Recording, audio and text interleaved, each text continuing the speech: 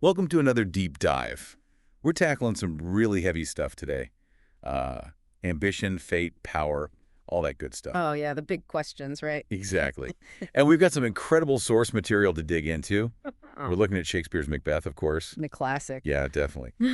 And we're also going to compare it with Akira Kurosawa's film adaptation, Throne of Blood. Now that's a fascinating take on the story. Setting it in feudal Japan, samurai warriors instead of Scottish lords. Yeah, I mean, talk about a different world, right? Yeah. But it still gets at those same core themes. Ever feel like every choice you make just leads to a whole bunch of consequences you never saw coming? Oh, yeah, that feeling of being trapped in a web of, well, fate. Right. That's what both these stories are all about. It's amazing how these works, even though they were made in totally different times and cultures, can still make you feel that so strongly. Totally. So we've got a king, well, actually a warlord in Throne of Blood, Yeah. vying for power. Hmm. And ambition is what drives everything forward, don't you think? Absolutely. Both Macbeth and Washizu, he's the Macbeth character in Throne of Blood, they both get these prophecies that promise them power. And those prophecies really set them on a dark path, huh? They do. In Macbeth, you've got those witches, kind of mysterious figures. Their words are like riddles, sparking ambition. But with Kurosawa, he gives us this forest spirit. Okay, I've heard of that. What is the forest spirit exactly? It's a figure straight out of No theater. Have you ever seen No Fin? It's a very traditional Japanese performance style. I haven't seen it, but I know it involves masks. And is it a lot of supernatural stuff? Yeah, exactly. Lots of ghosts and spirits. And in Throne of Blood, this forest spirit, it's like a curse, this heavy sense of doom hanging over everything. Ooh, that's creepy. And then you've got the wives, right? Lady Macbeth and Assaji. They're not just sitting back and letting things happen. Not at all. They're both pushing their husbands towards some pretty ruthless acts. For sure, but they do it in very different ways. Lady Macbeth, she's all about these fiery speeches, trying to light a fire under Macbeth's ambition. But Assaji, she's much more, well, she's kind of spooky. It's subtle, her Very. manipulation. Oh, interesting. So it's not so much yelling and passion, but more like, More like she's a ghost, yeah, whispering in his ear, yeah. chipping away at his resolve with, well, it's almost like she's using logic to drive him mad, which is really unsettling to watch. That's a good point. It makes you wonder about what's really motivating them. Like, are they doing it for their husbands or is there something more going on? It's a great question. And it makes you look at how the two main characters, how they react to all this pressure. Macbeth, at least at first, you can tell he's wrestling with his conscience. We see that in his soliloquies, right? When he's alone on stage, talking to himself, but really to the audience, letting us in on all his inner turmoil. Right, exactly. Mm. He's actually weighing the moral cost of what he's doing. But Washizu, he just seems more, I don't know, driven by fear. Yeah, I think you're right. Like, he's afraid of what will happen if he doesn't fulfill the prophecy. Like, he has no choice. Which Kurosawa really emphasizes visually, right? Oh, absolutely. Yeah. He uses the setting, the fog, the dark forests to create this oppressive atmosphere. Like nature itself is closing in. Yeah, exactly. And it really sticks with you, that feeling of being trapped. You can almost feel how heavy that fog would be. It's like you said, that feeling of powerlessness, like you're lost in a world you can't control. That's Kurosawa for you. He wants you to feel how inescapable Washizu's path is. It's like the whole world is against him, pushing him towards this terrible end. And speaking of forces beyond our control, both Macbeth and Throne of Blood are full of the supernatural, right? Mhm. Prophecies, witches, that creepy forest spirit. It's like both stories are saying, hey, don't mess with fate. It's a warning, for sure. Now, in Macbeth, the witches are pretty ambiguous. You could interpret their prophecies in a few different ways. Right, they don't come right out and tell Macbeth to kill anyone. Exactly. But Kurosawa, with that forest spirit, it's like a straight-up curse. Yeah, the forest spirit lays it all out, no question about it. There's no escaping that prophecy.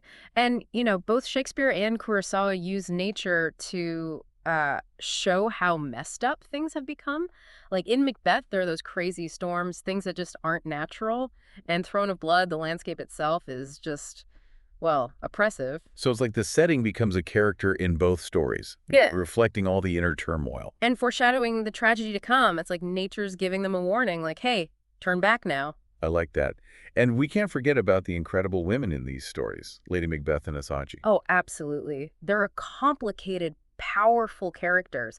They're ambitious, but in such different ways. It's really interesting to see what makes them tick. And it's like their ambition is just, well, it's like a force of nature, right?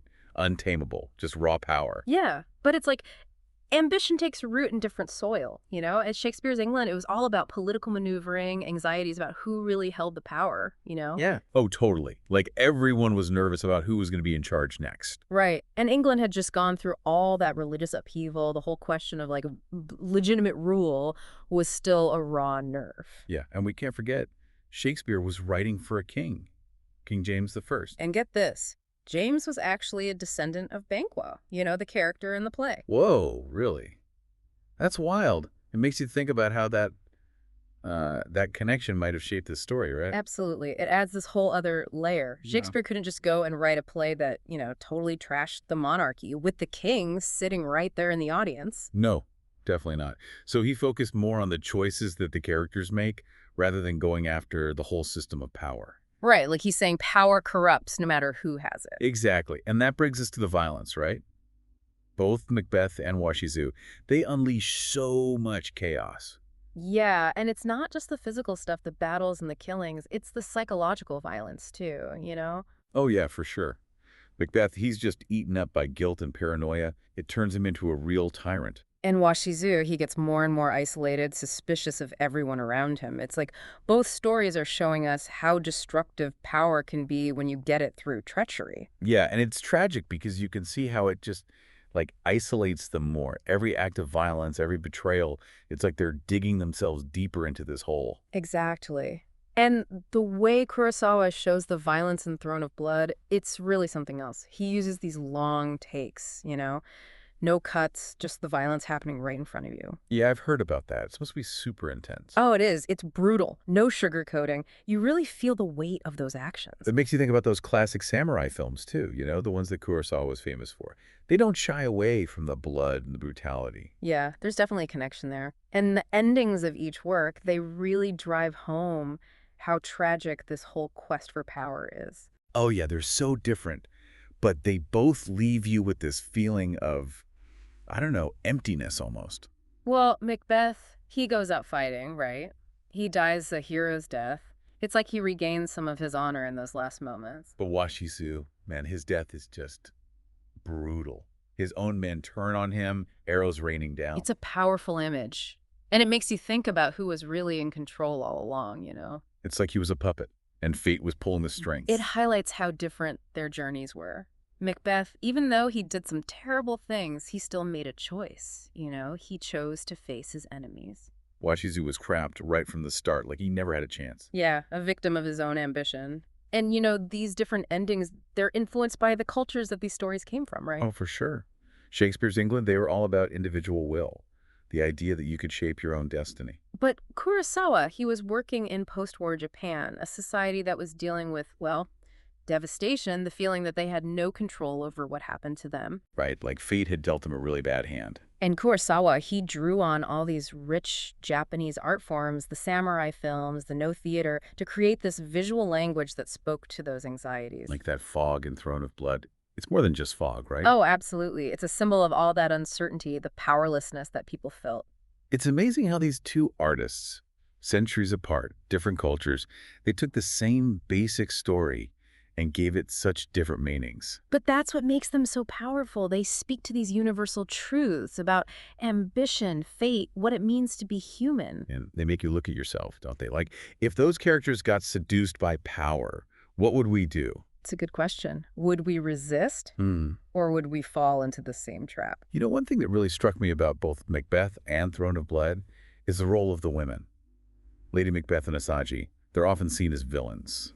Yeah, but I think they're more complex than that, don't you? Oh, definitely. I mean, they're products of their time, for sure. Yeah. But they're also individuals making choices within a system that didn't give them a lot of options. Right. Lady Macbeth's ambition, it's tied to her husband's success. But Assaji, she seems to want power for herself. And the way they manipulate their husbands, it's so different. Lady Macbeth, she's all fire and passion, using her words to, like, whip up Macbeth's ambition. Assaji is so calm, it's almost scary, like she's playing a game of chess, moving Washizu into position. The actresses who played those roles, both on stage and in the film, they brought so much power to those characters. They weren't just, you know, standing in the background. They were forces to be reckoned with.